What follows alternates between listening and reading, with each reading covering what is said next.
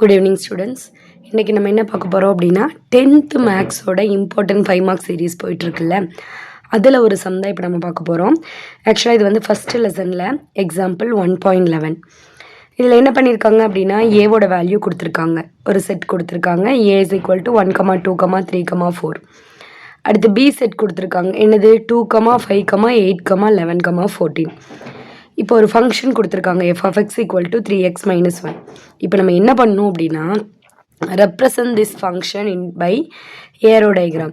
இப்போ கொடுத்துருக்க ஃபங்க்ஷனை ஏரோ டயக்ராமில் ரெப்ரசன்ட் பண்ணணும், டேபிள் ஃபார்மில் ரெப்ரசன்ட் பண்ணணும், ஆர்டர்டு பேர்ஸாக ரெப்ரசன்ட் பண்ணணும், கிராஃபிக்கல் ஃபார்மில் ரெப்ரசன்ட் பண்ணணும். ஆக்சுவலாக ஃபஸ்ட் லெசன்லேயே வந்து பார்த்திங்கன்னா இம்பார்ட்டன்ட் பார்ட்டுன்னு சொல்லிட்டு 5 மார்க்குக்கு ஒரு 4 பார்ட் தான் இருக்குது. அந்த காம்போசிஷன் சம் வந்து நம்ம ஆல்ரெடி பார்த்துட்டோம், F of G, G of H, அந்த வேல்யூஸ்லாம் பார்த்துட்டோம். ஸோ இப்போ இந்த சம்மில் வந்து பார்த்திங்கன்னா ஏபி கொடுத்துருக்காங்க, ஒரு ஃபங்க்ஷன் கொடுத்துருப்பாங்க. இப்போ நம்ம பார்க்குறது எக்ஸாம்பிள். எக்ஸசைஸில் இதே மாதிரி ஒரு சம் இருக்கும், ஃபங்க்ஷன் கொடுத்துட்டு இப்போ நீங்கள் என்ன பண்ணணும் அப்படின்னா அந்த எஃப் ஆஃப் எக்ஸுக்கு வேல்யூஸ் ஃபைண்ட் அவுட் பண்ணணும். ஓகேவா? இப்போ நம்ம கொஸ்டினில் சொல்யூஷன் பாருங்கள். ஏ வேல்யூ கொடுத்துட்டாங்க, பி வேல்யூ கொடுத்துட்டாங்க, எஃப் ஆஃப் எக்ஸ் கொடுத்துட்டாங்க. இப்போ நீ என்ன பண்ணு, இந்த ஃபங்க்ஷனை வச்சு எக்ஸ் இருக்குல்ல, எக்ஸில் ஒவ்வொரு இடத்துலையும் ஏவோட வேல்யூ சப்ஸ்டியூட் பண்ணால் என்ன ஆன்சர் கிடைக்கும் அப்படிங்கிறத ஃபைண்ட் அவுட் பண்ணணும். ஸோ ஃபஸ்ட்டு பாருங்கள், F of X equal to எக்ஸுக்கு பதிலாக இப்போ ஏல ஃபஸ்ட்டு நம்பர் என்ன இருக்குது, 1 இருக்குது இல்லையா? அப்போ எக்ஸுக்கு பதிலாக 1 ஃபைண்ட் அவுட் பண்ணும். எஃப் ஆஃப் எக்ஸ் அப்படின்னா 3x - 1ன்னு இருக்குது. இப்போ எக்ஸுக்கு பதிலாக இப்போ நம்ம இங்கே என்ன போடலாம், எஃப் ஆஃப் 1 சொல்லியிருக்காங்க. அப்போ எக்ஸுக்கு பதிலாக நம்ம என்ன சப்ஸ்டியூட் பண்ணணும், 1 சப்ஸ்டியூட் பண்ணணும். இப்போ 3 × 1 - 1. 3 × 1 3, 3 - 1 2. அப்போ நம்ம எஃப் ஆஃப் ஏ, அதாவது எக்ஸோட வேல்யூ வந்து நம்ம 1ன்னு சப்ஸ்டியூட் பண்ணும்போது நமக்கு எஃப் ஆஃப் எக்ஸ் என்ன கிடச்சிருக்கு, 2ன்னு கிடச்சிருக்கு. ஓகேவா? அதே மாதிரியே ஏல இருக்க எல்லா வேல்யூக்கும் நீங்கள் சப்ஸ்டியூட் பண்ணணும். அப்போ எஃப் ஆஃப் செகண்ட் டேர்ம் என்னமா இருக்குது, 2 இருக்குது. இப்போ எஃப் ஆஃப் 2 ஃபைண்ட் அவுட் பண்ணணும். அதே மாதிரியே தேர்ட் டேர்ம் என்ன இருக்குது, எஃப் ஆஃப் தேர்டாக 3 இருக்குது. ஸோ எஃப் ஆஃப் 3 போடணும். ஓகேவா?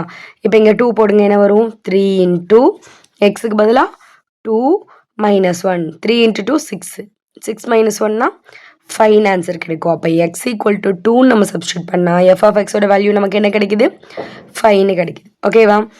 அடுத்து எஃப் வந்து 3ன்னு சப்ஸ்டியூட் பண்ணுறோம். அப்போ 3 போடும்போது 3 × 3 - 1. 3 × 3 9, 9 - 1 8. அப்போ எக்ஸ் ஈக்குவல் டு 3ன்னு சப்ஸ்டியூட் பண்ணால் எஃப் ஆஃப் எக்ஸோட வேல்யூ நமக்கு என்ன கிடைக்குது, 8. ஓகேவா? அடுத்து ஃபோர்த்து டேர்ம். இதில் எஃபோட வேல்யூ வந்து 4 கொடுத்துருந்தாங்க, சரி எக்ஸோட வேல்யூ. So F of 4 equal to 3 × எக்ஸுக்கு பதிலாக 4 - 1. 3 4s are 12 - 1 11. ஓகேவா? அப்போ எக்ஸோட வேல்யூ நம்ம 4 சப்ஸ்டியூட் பண்ணும்போது எஃப் ஆஃப் எக்ஸோட வேல்யூ நமக்கு என்ன கிடைக்குது, 11 அப்படின்னு கிடைக்குது. ஓகேவா? இப்போ நம்ம இதை ஃபைண்ட் அவுட் பண்ணிட்டோம். இந்த மாதிரி கொஸ்டின் கொடுத்தாங்கனாவே ஏரோ டயக்ராம், டேபிள் ஃபார்ம், இந்த மாதிரி கொஸ்டின் கொடுத்தாங்கனாவே ஃபஸ்ட்டு நீங்கள் பண்ண வேண்டியது இதுதான். எஃப் ஆஃப் எக்ஸ்னு ஒரு ஃபங்க்ஷன் கொடுத்துருப்பாங்க, அந்த எக்ஸுங்கிற இடத்துல ஏல இருக்க எல்லா வேல்யூ சப்ஸ்டியூட் பண்ணி பார்க்கணும். பண்ணி பார்க்கும்போது வர ஆன்சர் கண்டிப்பாக பியில் இருக்க ஆன்சர் தான் வரும். ஓகேவா? சப்போஸ் இதெல்லாம் எனக்கு போட தெரியாதுங்கிறவங்க ஏல ஃபஸ்ட்டு நம்பர் 1 இருக்கா, பியில் ஃபஸ்ட் நம்பர் என்ன இருக்குது, 2. அப்போ 1, 2 தான் ஃபஸ்ட்டு. ஓகேவா? அடுத்து இங்கே என்ன இருக்குது, 2, இங்கே 5 இருக்குது. பார்த்தீங்கன்னா இங்கே தானே வந்திருக்கு 2 5. அடுத்து தேர்டு பாருங்கள், என்ன வந்திருக்கு, இங்கே 3 இருக்குது, இங்கே 8 இருக்குது. நமக்கு அந்த ஆன்சர் தானே வந்திருக்கு. எக்ஸ் ஈக்குவல் டு 3 போடும்போது எஃப் ஆஃப் எக்ஸ் என்ன வந்திருக்கு, 8 வந்திருக்கு. அடுத்து 4 போடும்போது 11. நம்ம புக்கில் இருக்க எக்ஸாம்பிள்ஸில் மேக்ஸிமம் எல்லாமே இப்படி தான் இருக்குது. மேக்ஸிமம் போட்டு ட்ரை பண்ணுங்கள். அது கரெக்டானு பார்த்துக்கிறதுக்கு இந்த மெத்தடை யூஸ் பண்ணிக்கோங்க. ஓகேவா? இதில் இருக்க ஃபஸ்ட் நம்பர், இதில் இருக்க ஃபஸ்ட் நம்பர் தான் நம்ம சேர்த்து எழுதணும். இப்போ கொஸ்டினில் இதை எப்படி ரெப்ரசன்ட் பண்ண சொல்லியிருக்காங்க, ஏரோ டயக்ராமாக ரெப்ரசன்ட் பண்ண சொல்லியிருக்காங்க. ஸோ ஃபஸ்ட் இப்போ நம்ம வந்து ஏரோ டயக்ராம் போடுவோம்.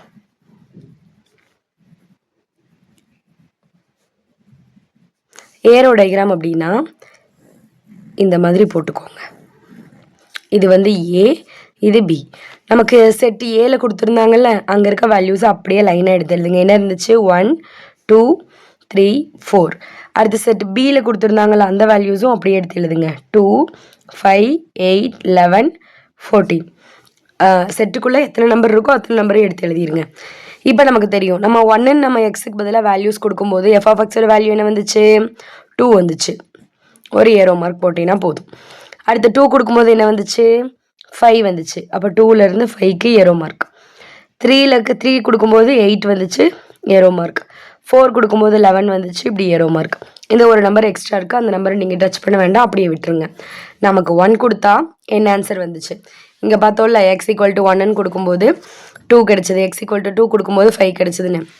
இதைத்தான் அங்கே வந்து ஏரோ டயக்ராம் ஃபார்மில் ரெப்ரசன்ட் பண்ணியிருக்கோம். ஓகேவா? அடுத்து செகண்ட் என்ன கேட்டிருக்காங்க? டேபிள் ஃபார்ம் கேட்டிருக்காங்க. ஓகேவா?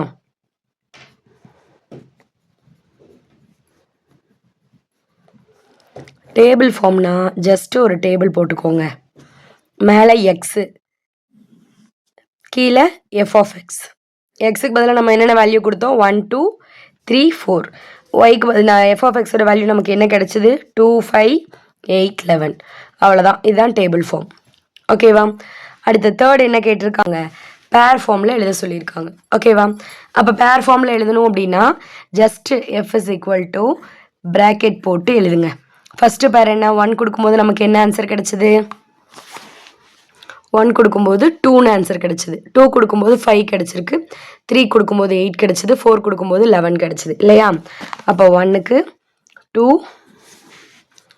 அடுத்து 2 கொடுக்கும்போது 5, 3 கொடுத்தா 8 கிடச்சிது. 4 கொடுக்கும்போது 11 கிடச்சிது. அவ்வளோதான். இந்த மாதிரி பேராக எழுதுறதா செட் ஆஃப் ஆர்டர்டு பேர்ஸ்.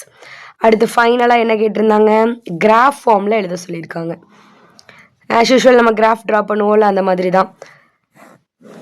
இது எக்ஸ்ன்னு எடுத்துக்கோங்க, இதை எஃப் ஆஃப் எக்ஸ்ன்னு எடுத்துக்கோங்க. இங்கே 0 1 2 3 போட்டுக்கோ.